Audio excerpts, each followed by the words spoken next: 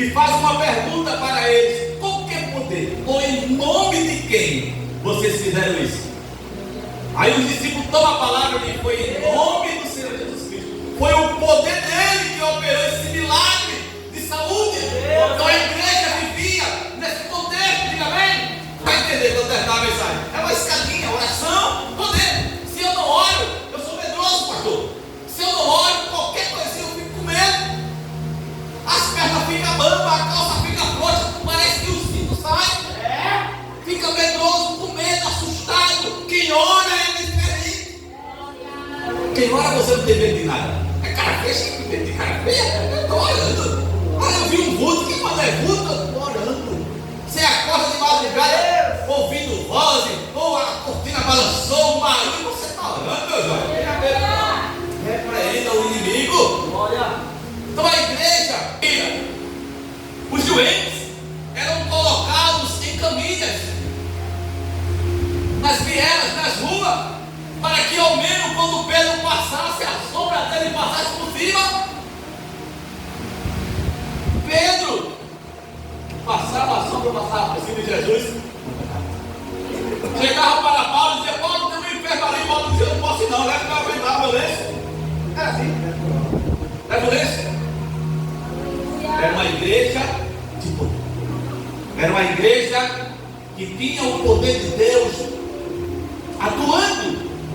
E isso era também uma das características da igreja de Atos dos Apóstolos.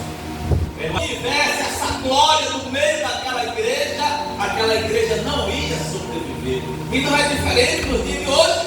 Somos atacados de todos os lados. É o capítulo de número 4 e o versículo de número 31. Você vai observar também que a igreja de Atos era uma igreja unida. Era uma igreja unida. Quando iam fazer uma coisa, é isso mesmo, pastor Pedro, o que vai fazer? É isso. Todo mundo se reunia, vamos fazer. Quando você observa o capítulo de número 2 de Atos dos Apóstolos, você vai ver que a igreja, ela teve um crescimento muito grande. A igreja, ela cresceu de uma forma extraordinária. Quando você lê o capítulo de número 2, o versículo 42, a Bíblia vai dizer que eles eram perseverantes na oração, eram perseverantes na doutrina, eram perseverantes no partir do pão e eram perseverantes na oração. E por conta disso, a Bíblia vai dizer no versículo de número 43 que em toda alma havia temor. Quando você desce nos versículos 44, 45 até o 47, a Bíblia vai dizer que os necessitados eram supridos. E por conta disso, a Bíblia vai dizer no versículo 47 que havia um grande número de pessoas se aproximando do Senhor, por conta que a igreja era uma igreja unida. A união forte, a união é tão importante dentro da igreja de Atos, que a igreja cresceu de uma forma estrondosa. De repente tinha cerca de 3.000 pessoas se rendendo. Lá na frente, 5.000. E daí por diante você já não vê mais o número. Por causa de número 133, a Bíblia vai dizer: ao quão bom e quão suave é que os irmãos vivam. É como óleo precioso que desce sobre a cabeça, sobre a barba de Arão, e vai descendo pela orla, pelo seu vestido. E quando você termina de ler o Salmo 133, a Bíblia vai dizer que o efeito da união é tão grande que gera vida e bênção. Glória a Deus. Às vezes estamos atravessando dificuldades, muitas das vezes estamos atravessando momentos difíceis na vida, e quando a gente vai olhar para a nossa vida, a gente percebe que não está tão unido assim com as pessoas, que não está tão em paz com as pessoas. Mas esse contexto é para o mundo, né? A igreja do Senhor é diferente. As guerras vêm, mas tem paz. As dificuldades vêm, mas a igreja é unida.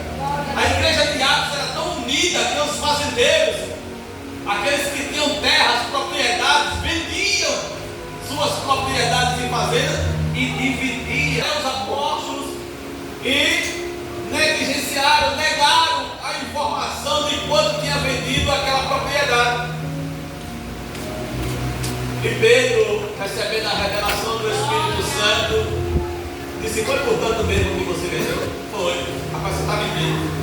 Você não mentiu aos homens, mas mentiu a Deus. Você mentiu ao Espírito Santo. E o texto do capítulo 5 vai dizer que ele expirou ali e morreu.